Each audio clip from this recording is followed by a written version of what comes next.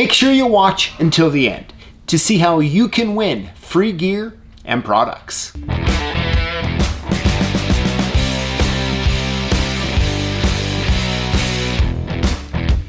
Hey, this is PJ with CLK Supplies, and this is the HPC 9160 SpeedX key machine.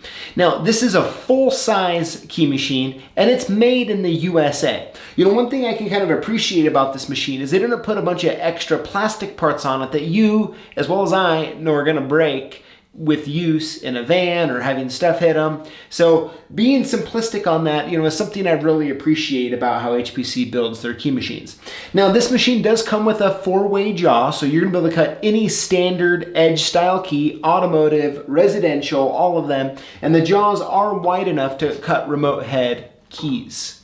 Now, let's go ahead and let's cut a couple keys together. We're gonna cut a Schlage SC4 key, you know, kind of a more standard key, as well as the B111 test key, the B106. That's the Z keyway, and that's a lot of guys have trouble with cutting that key on any key machine, but I wanna show you that the SpeedX can get it done.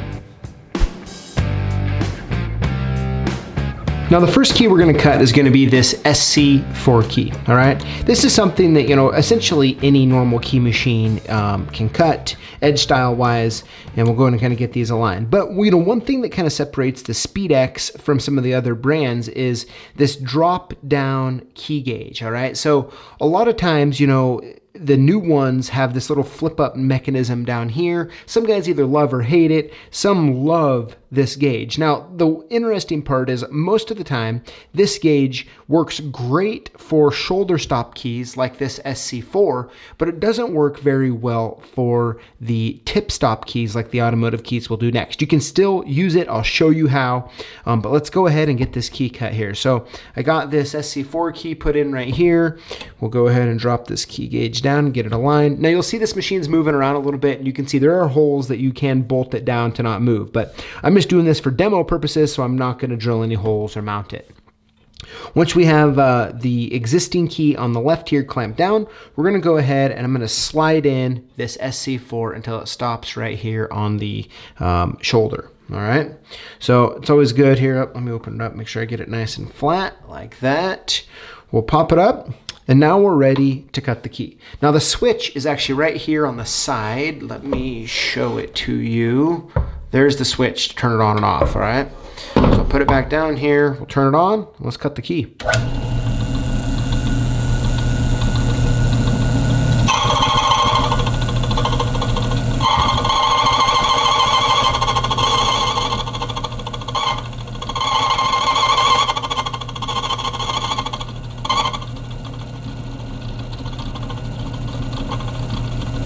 All right, we're almost done here.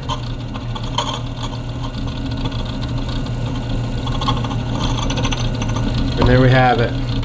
All right, so that's how it cuts. You know, something interesting, the noise that this key machine makes actually brings me back because as a kid growing up, my dad used to have one of these in his key machine van. And for some reason, these HPC key machines, this one in particular, has a certain cutting noise, and it really brings me back when I hear it cut. But so that's how you just cut a basic SC4 key on here. Now it does have this built-in buffer wheel, which is always nice. Let me go ahead and just buff it really quick. Just like that. And now we're good to go. All right, now next we're gonna cut this B106 key. Now let me go ahead and get this put in here. Now this is a key a lot of guys struggle with, and there are adapters available to use to cut it. However, I'm gonna cut it without the adapters just to prove that you can. All right, so typically when you line up a key like this B111, you know, there's this little groove here at the bottom, and you want to put it on there and like a H75, and you'd clamp it down, and that's how you'd cut it. The problem is there's not enough, you know, for lack of a better term, meat on the bone to grip this key to hold it while it's being cut, and that's when you're going to get the flingers, right? You're going to get the flingers. They're really bad on your key machine blade here, and so you don't want to do that. Next, you can't drop it down lower, because when you do that, well, this happens. Look, the key turns, right? So maybe from that angle you can't really see, but that's straight up and down right there, okay? And When I tighten it, it turns a little bit of an angle. It's going to cut it at an angle, and it's not going to work. So what you have to do is you have to actually use these different jaws that are available, okay? So these are 4-way jaws, meaning there's 4 different configurations here. You can see there's, let me go ahead and turn it here. Now, inside here, there's different groove patterns that you can get these stuck on. So as you can see here, I was able to grab onto this back groove on the back of this jaw right here, and it's sliding back and forth really nice. So I'm going to go ahead and see how this works. So let's go ahead and clamp it down. And let's see, yeah, see how nice and straight that gets it? I mean, that is nice. Okay, so now that we have it like that, now we need to put the other key in. So we're going to go ahead and move this jaw over as well. Just like that. We're going to go ahead and get the key put in just the same way. Okay, now we're going to be using this drop down key gauge, okay, and this is a funny problem that happens with these keys. All right, and that is we have it put in here like this. You drop the gauge down and it doesn't go all the way over to gauge them. All right, so there's a few different things that you can do. My most favorite method is just using one of these little tip stops here, okay? So what I'm gonna do is I'm gonna back this key off. I'm gonna put this right here at the end, and I'm gonna tip stop it. Now, there's other ways you can do it, okay? And let me just show you real quick. You can back this key off. If you back them off like this, you can align up a little further. You can align them this way as well, okay? I don't really recommend it. It gets a little funky. You don't want a lot of the key hanging off the end, but you can get by if you need to. All right, so what we're gonna do is we're gonna go in here. I'm gonna put this tip stop on here, and with my other hand, just tighten it down real quick. So this is something, when you do it for a little while, it's really no big deal. So I'm gonna go ahead and get this back in the groove here. Get that put on straight like that, and tighten it down. All right, so now we have this key nice and straight. And as I said, you know, you can do this without any sort of extra accessory on this machine, which is really nice. And it's time to cut the key. So we're gonna turn it on and get to cutting. Now, while I'm cutting this, you have to listen to this cutting noise. I mean, like I said, it brings me back. It's a very specific noise that this machine makes.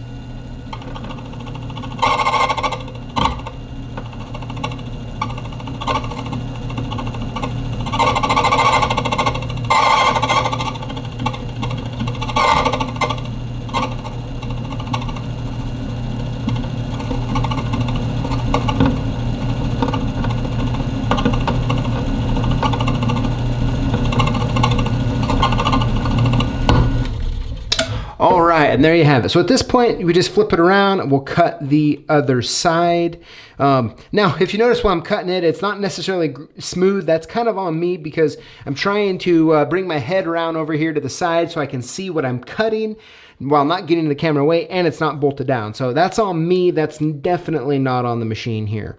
So we'll go ahead, get this key in here, tip stopped, just like that. Now you can use anything, okay? You don't have to use a little shim like this. You can use really anything to get it clamped down right. Let me go ahead and cut this other side.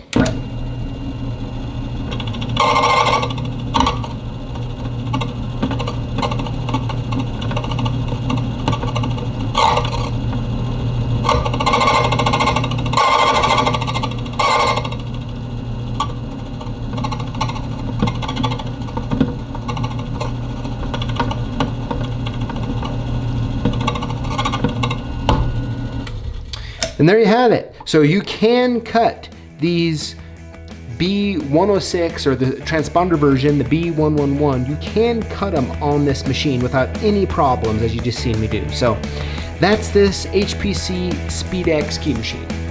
And there you have it. The HPC SpeedX key machine does get the job done, and you have to love the full-size motor on it. You know, I think that's something that a lot of people don't really consider when they're looking at, you know, either like the Mini SpeedX or the SpeedX, is the size of the motor and the cutting RPMs. You know, that's something that is important, and the SpeedX definitely gets the job done in that category. I'd love to know what your thoughts are on this key machine. You know, it's been around for a long time, and I'd love to know, do you love it? Do you hate it? Are you somewhere in the middle? Thank you for watching, and we'll see you next time. Since you just watched this video, I'm guessing that you work with locks and keys. And to us at CLK Supplies, that makes you a lock boss. And we wanna hook you up. Here's how it works. Throughout the week, join the conversation and comment on our posts and videos and include the hashtag LockBoss. It's free to enter this giveaway. And every Tuesday, we're gonna pick 5 winners from the previous week and hook you up with all sorts of prizes, including gear, tools, supplies. We might even send you a key machine or buy you lunch. So if you're a lock boss, join us every week to learn, grow, and win.